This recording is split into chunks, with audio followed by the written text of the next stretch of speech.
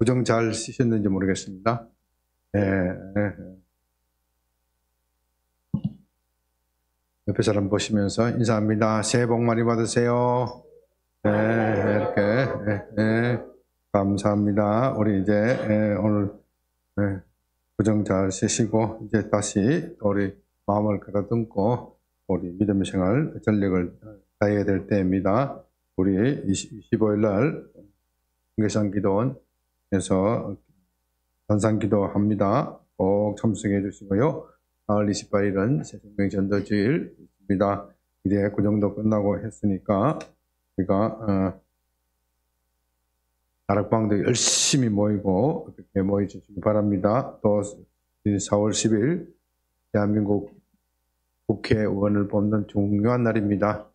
정말 공의를 사랑하고 하나님을 두려워하는 지도자가 뽑혀질 수 있도록 이렇게 꼭 기도하시기 바랍니다. 네. 기도합니다. 아버지 하나님 감사합니다. 이 시간 주의 말씀 듣습니다. 성령께서 우리 마음을 꼭 붙잡아 주시옵시고 주의 말씀에 집중할 수 있도록 도와주시옵소서. 예수님 이름으로 기도드립니다. 아멘.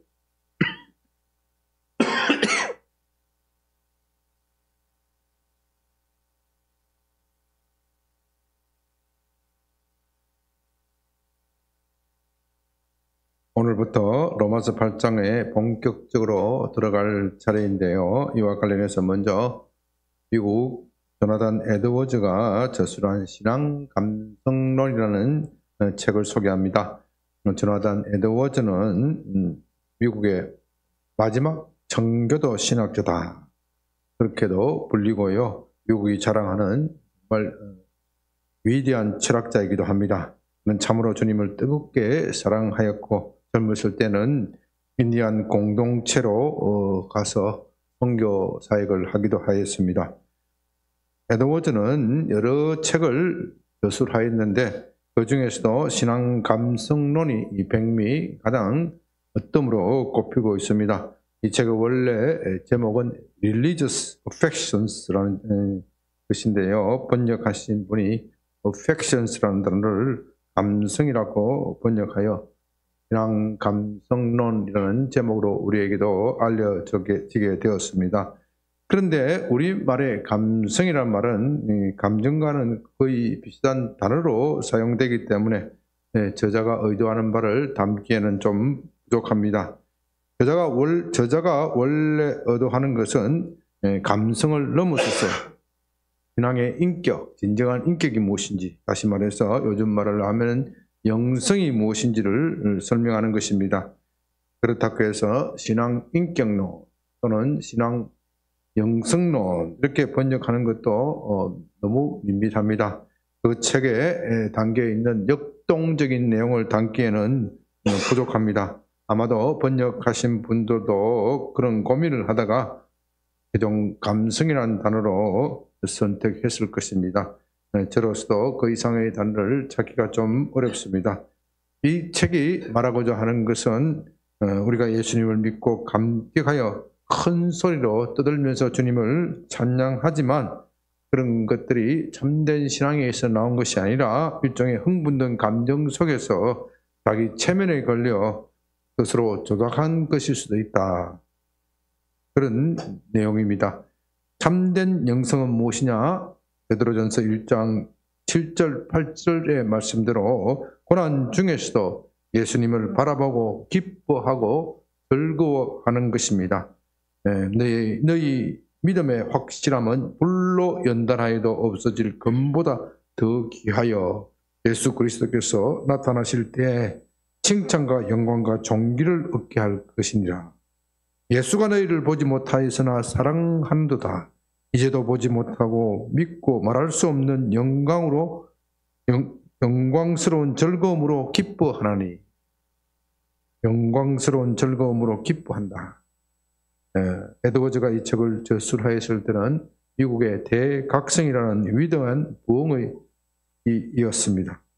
제가 볼 때 그 당시의 부흥은 우리나라 1905년에 평양 대부흥이나 20세기 오순절 교단에서 보는 그런 부흥을 능가했으면 능가했지 결코 못하지가 않습니다. 그가 저술한 부흥론이라는 책에는 그 당시 어떤 일이 있었는지에 대하여 상세하게 기록하고 있는데 엄청나게 많은 사람이 교회로 몰려들어와 들뜨고 흥분해서 자신이 어떻게 주님을 만났는지 간증하고 찬양하고 그렇게 감격을 늘어놓았습니다. 이제는 정말로 주님을 위해서 살아야겠다고 사람들이 굳게 다짐합니다. 그렇게 흥청망청거리던 술집이나 도박장도 사라져버리고 온 도시가 경건한 분위기로 변하였습니다. 그러나 시간이 지나자 감격의 시간은 사라지고 냉혹한 현실이 닥쳐옵니다. 사람들은 자신이 고백하던 것과는 전혀 다르게 마치 믿지 않는 시절로 돌아가서 믿지 않는 사람들과 다름없이 살아가더라는 겁니다. 여전히 거짓말하고 방탕하고 음란한 생활을 이어가더라는 것입니다. 예수를 믿어도 삶이 달라지지 않는다면 믿는 것이 무슨 의미가 있겠습니까? 에드워즈는 이런 고민을 하면서 이 책을 저술한 것입니다. 제가 8장에 본격적으로 들어가기 전에 이 말을 하는 것은 오늘 우리 시대의 신앙이 너무 감정적으로 변했기 때문입니다. 오늘날 하는 말로 감성의 시대입니다. 사람들은 생각하는 것보다 보고 느끼고 즉답을 더 좋아합니다. 생각한다는 것은 언제나 시간이 걸리고 고통스러운 일입니다. 사람들은 그런 것을 귀찮게 여기고 즉답을 달라고 졸라댑니다. 무엇이든지 주문하면 즉시 나와야 됩니다. 식당에서도 음식이 조금이라도 늦어지면 아우성입니다. 우리는 너무도 그런 문화에 익숙해져 있습니다. 그렇다 보니 교회에서도 이런 현대인들의 구미에 맞추어서 설교를 합니다. 사람의 감정을 자극하는 설교가 아니면 누가 듣겠습니까? 그래서 로마서도 잘 강의하지 않습니다. 로마서는 논리적이고 좀 딱딱합니다. 그것은 그냥 눈으로 읽어서는 이해가 안 됩니다. 씹고 또 씹으면서 생각하고 또 생각하면서 음미해야 자기의 것으로 만들 수가 있습니다. 그러나 누가 그 딱딱한 것을 씹고 음미하고 또 씹으려고 하겠습니까? 그런 것보다는 성도들의 구미에 맞춰 예수 믿으면 모든 것이 잘 되고 복을 받고 건강해지고 돈도 많이 벌 수 있다. 복을 많이 받을 수 있다. 그런 설교가 참 대세입니다. 예수 믿으면 따르게 되는 고난과 고통에 대하여 말하지 않습니다. 그건 성도들의 비를 거슬리는 것입니다. 성도들은 예언의 은사가 있는 사람들을 찾아가서 자신의 앞날을 점쳐보기도 합니다. 그러나 우리의 신앙은 감성의 토대를 쌓을 수는 없습니다. 그렇게 하다면 그렇게 하면 비바람이 불어오면 다 넘어져 버릴 것입니다. 그래서 우리가 로마서를 공부하는 것입니다. 로마서는 비록 딱딱한 책이지만 우리의 신앙을 견고한 곳에 세웁니다. 견고한 반석 위에 세우게 합니다. 당장은 어렵지만 우리의 영혼의 질병을 고칩니다. 그 중에서도 로마서 8장이야말로 우리 영혼의 보약입니다. 이제 본격적으로 8장의 세계로 들어갑니다. 8장 1절 그러므로 이제 그리스도 예수 안에 있는 자에게는 결코 정죄함이 없느니라. 8장을 강의하기에 앞서 우리가 확신해야 할 것은 그리스도 예수 안에 있는 사람에게는 결코 정죄함이 없다. 그리스도 예수 안에 있는 사람은 결코 정죄를 받지 않는다는 사실입니다. 정죄라는 것은 유죄임을 선언하는 것입니다. 유죄 선고를 받으면은 그에 따른 처벌, 형벌을 받게 되어 있습니다. 이것을 하나님의 법정에서 말하자면 어렵지 못하다. 유죄라는 것은 어렵지 못하다. 불의하다. 그렇게 판결을 받는 것이고 그 형벌은 저주와 사망입니다. 우리는 다 죄를 범하였습니다. 그러므로 우리는 다 유죄 판결을 받아서 저주와 사망에 처하게 되었습니다. 사망이라는 것은 사람이 늙고 병들어 죽는 것만 말하는 것이 아닙니다. 우리가 살면서 잘 살아보려고 행복하려고 애를 써보지만 그것이 잘 안 되는 것, 사람들이 병들고 시기하고 질투하고 전쟁을 벌이는 것, 이런 것들이 다 사망의 정상입니다. 돈이 너무 없어 굶주리는 것, 이것도 다 사망의 정상이죠. 그렇게 본다면 사망은 우리의 삶을 지배하고 있습니다. 왕노릇하고 있습니다. 사람들은 다 염려, 근심, 걱정 속에서 하루하루를 보냅니다. 그것이 사망이 왕노릇하고 있는 증거입니다.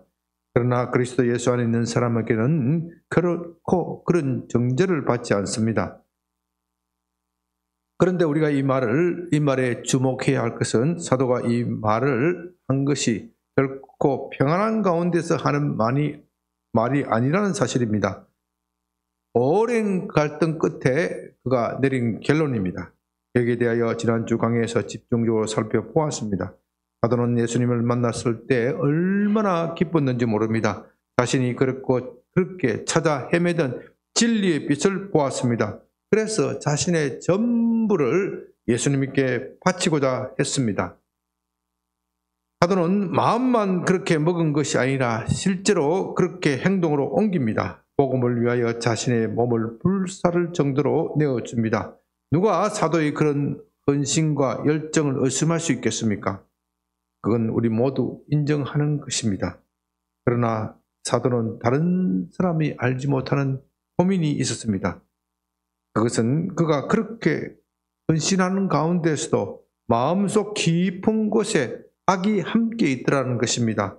주님을 위하여 많은 일을 하면 할수록, 많은 고난을 받으면 받을수록, 사람들의 칭송을 받으면 받을수록 주님이 높아지는 것이 아니라 자기가 높아지더라는 것입니다. 다른 사람은 그것을 알지 못하지만 자기 자신은 그것을 압니다. 그래서 선을 행하기 원하는 내 마음에 악이 함께 있다. 이 내 속에 있는 악이 제거되어야 내가 온전히 주님을 사랑할 수 있다. 내가 온전히 주님께 헌신할 수 있다고 말할 수 있는데 나는 그렇지 못하다. 내가 이 악을 범하면서도 사람들에게는 하나님께 헌신하고 있다고 말하니 그런 칭송을 받고 있으니 나는 위선자다. 고린도전서 13장의 사랑의 장에 보면 내가 내 몸을 불사르게 내어줄지라도 내게 사랑이 없으면 아무것도 아니지요. 그렇게 말하죠. 그렇게 말한 것도 바로 이런 고민 속에서 나도 자신의 경험에서 나온 말입니다. 내가 어떻게 하면 이 가증스러운 위선의 죄악에서 벗어날 수 있을까? 내 힘으로서는 절대로 벗어나지 못한다. 참으로 비참하다. 이렇게 살다가는 지옥의 형벌을 받을 것이다. 누가 나를 사망의 몸에서 건져낼 수 있겠는가? 이렇게 자신을 자책하면서 한탄하고 있는데 문득 진리의 빛이 마음에 비추어집니다. 그것은 그리스도 예수 안에 있는 사람에게는 결코 정죄함이 없다는 사실입니다. 예수님은 바울의 그런 이중적인 것까지도 미리 다 아셨습니다. 그런 것까지도 미리 다 아시고 이미 그의 죄를 다 용서하셨습니다. 그런 확신이 갑자기 들어옵니다. 그래서 7장 24절에서는 오라 나는 공고한 사람이로다 이 사망의 몸에서 누가 나를 건져내랴 그렇게 탄식하지만 그 다음 절 25절에서는 곧장 우리 주 예수 그리스도로 말미암아 하나님께 감사한다 그렇게 고백하고 있습니다. 지난주에 말씀드린 바와 같이 하나님은 예수님을 믿는 우리의 과거나 현재의 죄뿐만 아니라 미래의 죄도 모두 용서하셨습니다. 우리가 이 점을 바로하는 것이 너무도 중요합니다. 어떤 사람은 우리가 예수님을 믿을 때 우리의 모든 죄를 회개해야 하고 그렇지 않으면 용서받지 못한다. 그렇게 주장합니다. 그래서 할 수만 있으면 젖 먹을 때부터 지금까지 살아온 모든 죄를 찾아서 기억해내고 회개하려고 몸부림치면서 애를 씁니다. 그것이 기억나지 않으면 병적으로 자기 머리를 쥐어 뜯으면서 나는 아직 회개하지 못하였다. 나의 회개는 완전하지 못하였다. 나는 용서받지 못하였다. 그렇게 죄의식에 시달리는 분이 있습니다. 죄를 너무 가볍게 생각해서 예수님이 나의 모든 죄를 용서하였다. 너무도 쉽게 그렇게 말하는 것도 문제이지만 이렇게 병적으로 자기의 죄를 찾아내어 자책하는 것도 문제입니다. 그건 일종의 율법주의다. 그렇게 말할 수 있습니다. 율법주의란 자기의 행실로서 하나님 앞에서 의로워지려고 하는 것입니다. 그런데 우리가 믿음이나 회개라는 말을 잘못 이해하면요, 내가 믿었기 때문에 구원을 받았다, 내가 회개했기 때문에 용서받았다, 그렇게 하면서 자신의 믿음, 자신의 회개를 강조하게 되면요, 결국 그것은 자신을 자랑하는 행위가 되는 겁니다. 엄밀하게 말하면요, 우리가 하나님의 용서를 받은 것은 우리의 믿음이나 회개 때문이 아닙니다. 그것이 제일 원인이 아닙니다. 하나님의 은혜가 먼저 선행되고 그것이 제일 원인입니다. 하나님이 무조건 우리를 용서하는 은혜가 가장 근본적인 원인입니다. 은혜란 조건이 없습니다. 은혜란 일방적으로 베푸시는 하나님의 선물입니다.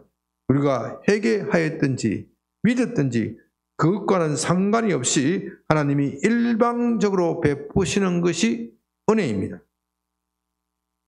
사람들이 이것을 잘 모르기 때문에 자꾸 헷갈리는 겁니다. 믿음의 조상인 아브라함의 예를 들어봅시다. 아브라함은 하나님의 부르심을 받기 전에 우상 숭배자였습니다. 그건 여호수아 24장 2절에서 그렇게 말하고 있습니다. 그런데 하나님은 우상 숭배자인 아브라함을 불렀었습니다. 이때 하나님은 아브라함을 부르실 만한 아무런 조건이나 그런 것을 보지 않았습니다. 우상 숭배자인 그를 부를 이유가 무엇이겠습니까? 그는 하나님이 그를 부를 만한 아무런 행동을 보인 적이 없습니다. 그런데도 하나님은 그를 일방적으로 선택하고 부르셨습니다. 그에게 구원을 베푸셨습니다. 성경의 아브라함이 하나님을 믿게 된 것은 나중의 일이다. 다시 말해서 아브라함이 믿었기 때문에 하나님이 그를 부르신 것이 아니고 하나님이 그를 불렀었기 때문에 믿었다는 겁니다. 하나님은 창세기 12장에서 그를 부르셨고 또 그가 하나님을 믿은 것은 15장 6절에서 나오는 사실입니다. 이 둘 사이의 기간은 적어도 10년 이상 차이가 있었을 것입니다.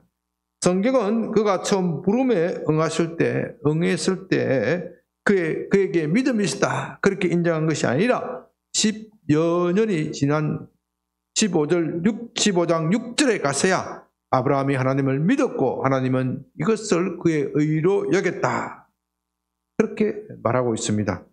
물론 그 전에도 그는 하나님을 믿었겠지요. 믿음이 없었다면 어떻게 하나님이 부르시는데 그가 응할 수 있겠습니까? 그러나 그의 믿음을 공식적으로 인정받는 데는 10여 년이 걸린 것입니다. 이것이 말하고자 하는 바는 하나님은 우상 숭배자인 아브라함을 구원하기로 작정하셨고 그래서 그에게 믿음을 주셨다는 것입니다. 그렇기 때문에 믿음도 하나님의 선물입니다. 그런 점에서 그에게는 자랑할 거리가 없습니다. 우리가 믿음을 말할 때에는 우리에게는 자랑할 거리가 없다. 그것이 매우 중요합니다. 로마서 3장 27절에서 그런즉 자랑할 때가 어디 있느냐 있을 수 없느니라. 무슨 법이로느냐 행위로느냐 아니라 오직 믿음의 법으로니라. 그렇게 말합니다. 따라서 우리가 무엇을 자랑한다면 아직 믿는 것이 아닙니다. 그것은 율법의 행위를 자랑하는 것이나 마찬가지입니다. 그런데 사람들은 믿음으로 구원을 받는다. 이 진리를 별로 좋아하지 않습니다. 믿음으로 구원을 받는다는 것은 아무 행위도 없이 내가 한 일도 없이 그저 은혜의 선물로 구원을 받는다는 것입니다. 그런데 사람들은 이 은혜의 선물을 좋아하지 않습니다. 왜냐하면 내가 자랑할 것이 없기 때문입니다. 오직 하나님만을 자랑하게 만듭니다. 그래서 사람들은 이것을 좋아하지 않습니다. 그러나 하나님은 온 세상의 입을 틀어막고 온전히 자신에게 영광 돌리게 하기 위하여 믿음으로만 구원하시기로 작정하신 것입니다. 그러므로 믿음으로 구원을 받는다는 것은 틀린 말은 아니지만 그것으로는 부족하고 더욱 정확하게 말하면 믿음이 아니라 은혜로 구원을 받는다. 그렇게 말해야 합니다. 믿음은 그 은혜를 받는 그릇에 불과합니다. 하늘에서 비가 내리면 하늘에서 비를 주신 하나님께 감사해야 하지 내 그릇이 잘났다. 그렇게 자기 자신을 자랑하면 하나님은 그런 사람에게 다시는 은혜를 베풀지 않는 것입니다. 따라서 하나님은 우리의 과거나 현재의 죄뿐만 아니라 미래의 죄도 사하십니다. 그 이유는 우리가 어떠한 공로가 있거나 어떠한 사랑을 받을 만한 행동을 한 것이 아니라 우리에 있는 그대로, 우리에 있는 모습 그대로 사랑하시기 때문입니다. 사실 우리의 구원이 우리가 믿는 믿음이나 우리의 회개에 달려 있다면 우리는 결코 마음이 평안하지 못합니다. 도대체 어느 정도 믿어야 구원해 주실지, 어느 정도 철저하게 회개해야 회개했다고 인정하고 용서해 주실지 우리로서는 알 수가 없습니다. 그렇기 때문에 이런 행위를 강조하는 로마 가톨릭에서는요, 구원의 확신을 가진다는 것은 불가능한 것은 아니지만 일반 성도로서는 거의 불가능한 일이다. 아주 예외적으로 공로를 많이 쌓은 사람이나 순교자와 같이 특별한 사람에게나 있는 일이다. 그렇게 가르칩니다. 그래서 그들은 예수 믿는다고 하면서도 늘 불안 속에 살아가고 있습니다. 그러나 우리 개신교는 우리의 구원이 우리에게 달려있는 것이 아니라 하나님의 은혜에 달려있다고 믿습니다. 이것을 믿는 사람은 마음이 매우 평화롭고 여유가 있습니다. 세상의 어떤 풍파와도 결코 흔들리지 않습니다.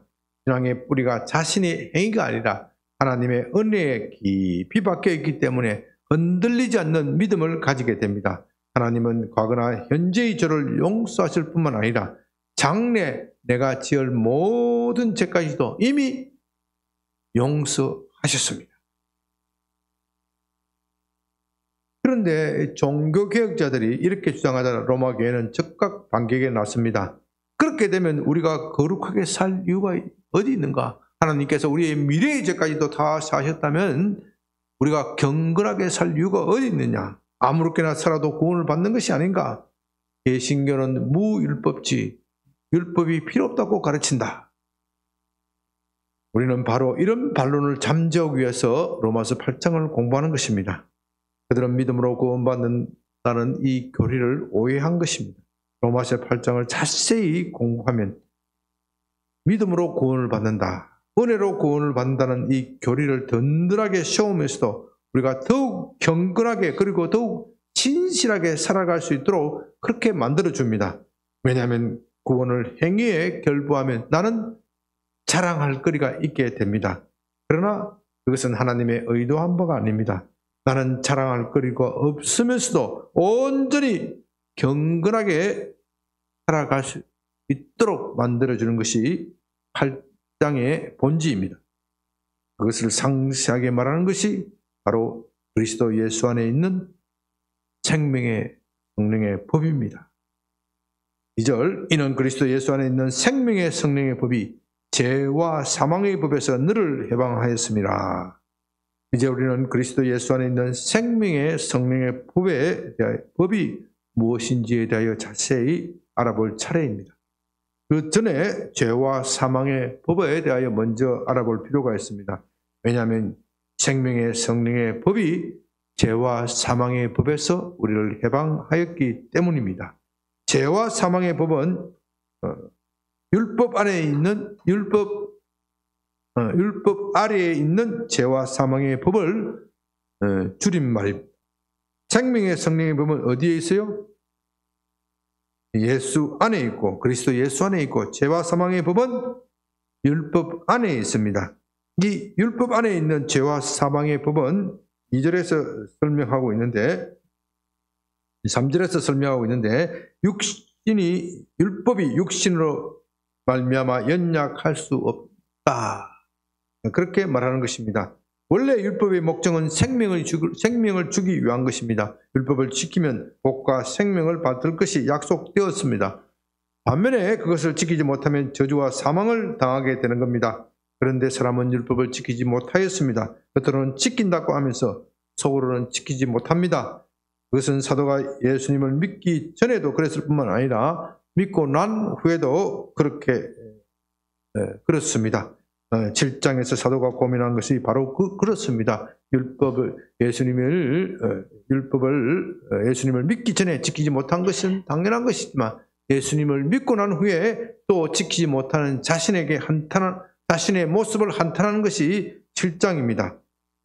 그런데 사도는 큰 착각에 빠져 있었는데 예수님 믿기 전에 큰 착각에 빠져 있었어요. 그것은 율법을 잘 지켰다고 생각한 것입니다. 그래서 이 세상에서 자신이 가장 어렵고 믿는 사람을 박해한 것이죠. 그러나 그건 어디까지나 과거의 일입니다. 그건 예수님을 믿기 전의 일입니다. 예수님은 그의 모든 죄를 다 사하셨습니다. 그렇지 않다면 예수님이 그를 부르실 이유도 없었을 것이지요. 사도는 여기에 대하여 조금도 의심하지 않습니다. 그래서 그 은혜에 감사하여 예수님을 위하여 자기 몸을 바치려고 하였습니다. 그런데 그게 잘 안 되더라는 겁니다. 몸은 바쳤지 모르지만 마음은 그렇지 않더라는 겁니다. 마음까지 바쳐지지 않으면 그건 참된 헌신이 아니지요. 사도의 고민은 여기에 있었습니다.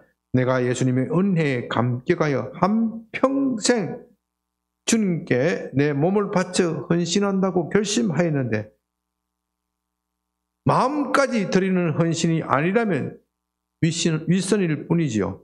내가 복음을 전하면 전할수록 내 마음에 예수님이 더욱 높아지고 그것으로 인하여 기뻐해야 되는데 그런 것이 아니라 예수님이 아니라 어느새 자기 자신이 높아져 있더라는 겁니다. 고린도후서 12장에서 바울이 자기 몸에 있는 병이 낫기를 간절히 3번이나 기도하였다. 그렇게 말하면서 그때 주님이 내 은혜가 내게 족하다고 말하면서 고쳐주지 않았다고 말하지요. 그것이 바로 바울의 그런 마음 상태를 말하는 겁니다. 이제 사도가 고민한 것은 바로 이것입니다. 그렇게 계속하여 위선의 죄를 짓고 있다면 다시 율법의 저주를 받을 것입니다. 나는 다시 저주를 받아 사망에 처하게 될 것입니다. 그래서 7장 24절에서 오호라 나는 공고한 사람이로다. 누가 나를 이 사망의 몸에서 건져낼 수 있을까? 그렇게 단식하고 있었던 것입니다.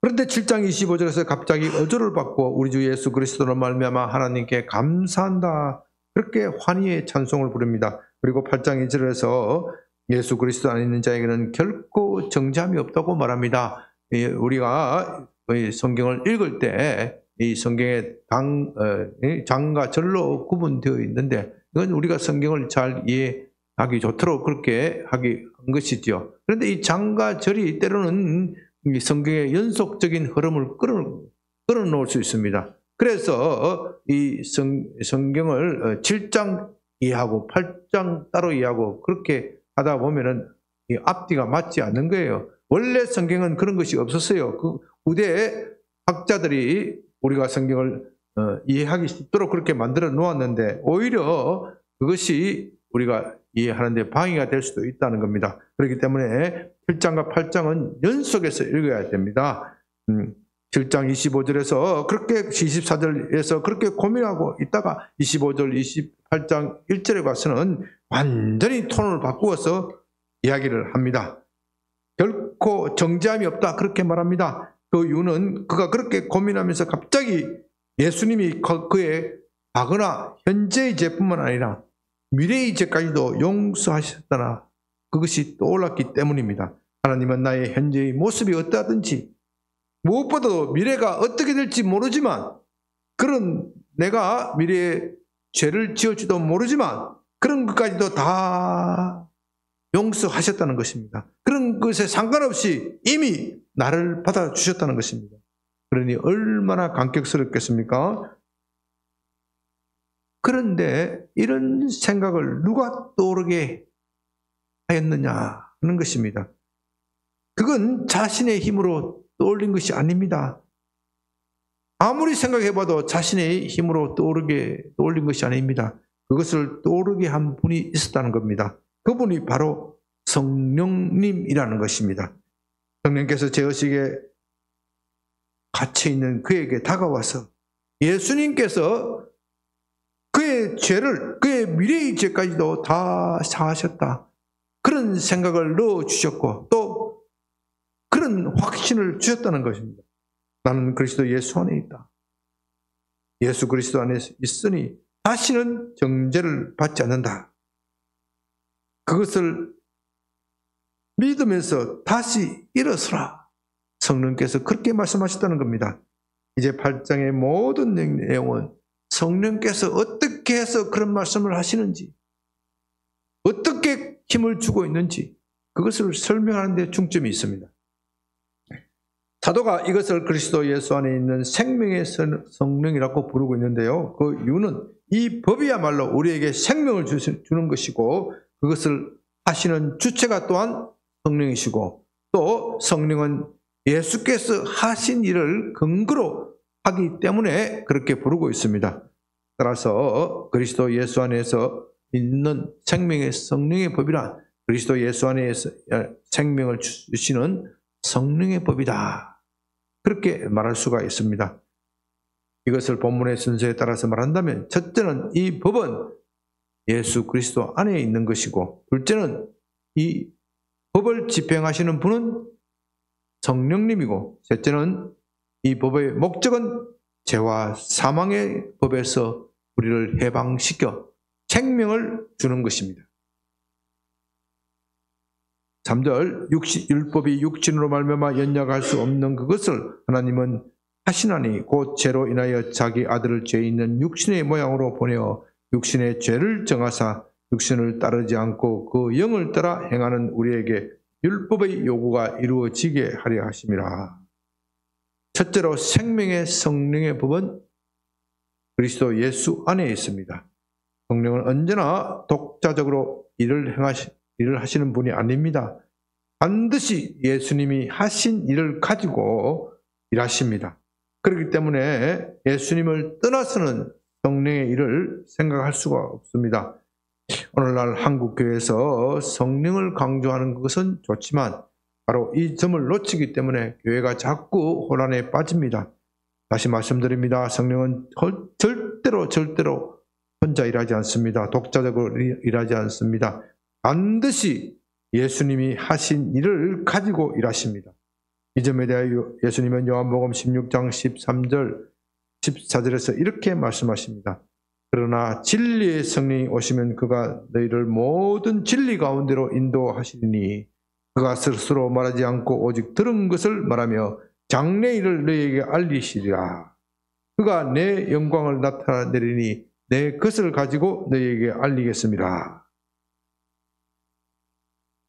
성령님은 예수님을 알리는 것이 주된 임무입니다.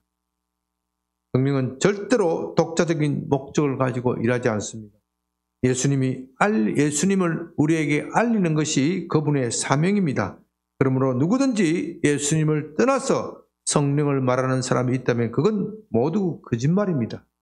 왜냐하면 성령은 우리에게 예수님을 알리는 것을 가장 중요한 임무인데 그 임무를 팽개치고는 다른 일을 하실 수가 없기 때문입니다. 한국교회가 성령의 은사는 많지만 이 점을 놓쳤기 때문에 허약해져 버렸습니다. 곧장 마귀의 밥이 되어 혼란에 빠져서 분쟁과 시기로 가득 차게 되어버렸습니다. 그래서 그들은 예수 그리스도를 추구하지 않고 성령의 은사만 추구합니다. 성령의 은사라는 것은 예수 그리스도를 소개하기 위한 장식일 뿐입니다. 그 장식, 그것만 추구하면은 본질을 보지 못하게 되는 것이죠. 본질이 더 중요한 겁니다. 그런데 예수님보다는 성령의 치유사역이나 예언사역을 더 강조합니다. 이런 것들은 다 성령을 근심하게 하는 겁니다. 어떤 분은 성령을 존중한다고 하면서 예수님의 이름을 부르지 않고 성령의 이름을 시름만 부르면서 무엇을 달라, 능력을 달라, 힘을 달라 그렇게 말합니다. 그것도 옳지 않습니다. 왜냐하면 성령께서는 반드시 예수님을 통하여 우리에게 모든 것을 베풀기를 원하시기 때문입니다. 성령은 언제나 여러분이 예수님을 뜨겁게 사랑할 때 가장 기뻐하고 행복해 하십니다. 왜냐하면 그것이야말로 그분이 오신 목적이기 때문입니다. 우리는 늘 이것을 기억하면서 누가 어떤 말을 하더라도 흔들리지 말아야 합니다. 그렇다면 예수님이 하신 일을 우리가 어떻게 알 수 있습니까? 예수님이 하신 일은 성경에 기록되어 있기 때문에 우리가 알 수가 있습니다.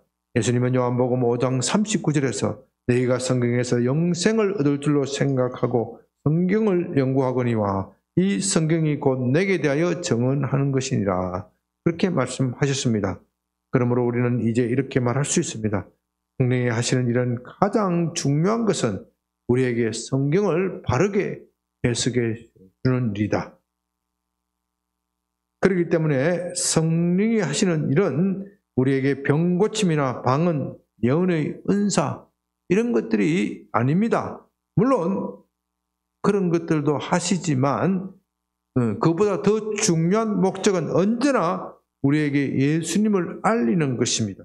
따라서 예수님보다는 성령의 은사, 특히 치유나 예언의 은사를 강조하는 교회는 잘못된 것입니다. 한국교회에 그런 교회가 들어있는데 참 정신 차려야 됩니다. 또한 우리가 예수님을 알기 위해서는 성경을 읽어야 합니다. 왜냐하면 성경이 곧 예수님이기 때문입니다. 그냥 읽는 것이 아니라 성령의 도움을 구하면서 읽어야 합니다. 우리가 이렇게 성령의 도움을 구하면서 성경을 읽으면 그 성경 속에서 예수님의 모습이 점점 드러나게 되고 우리는 예수님을 더 깊이 알게 됩니다. 어떤 사람은 성경을 떠나서 환상이나 계시 이런 것을 보려고 하는 건데 이것도 안 될 일입니다.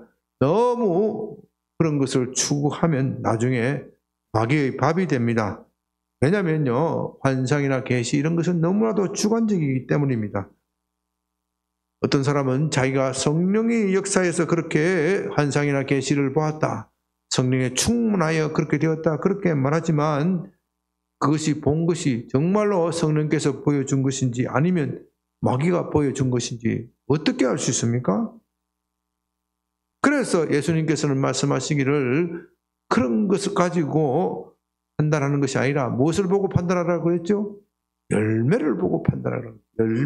열매가 무엇입니까? 예수 그리스도를 구주로 고백하는 것. 열매의 시작은 언제나 예수 그리스도를 구주로 고백하는 것에서 시작되는 겁니다. 그렇기 때문에 환상이나 계시를 보았다고 하면서 너무 자기 자랑으로 떠벌리고 돌아다니는 사람은 올바르지 못한 겁니다. 우리가 성경을 떠나서 그런 것을 추구하면 항상 그런 위험에 빠지는 겁니다.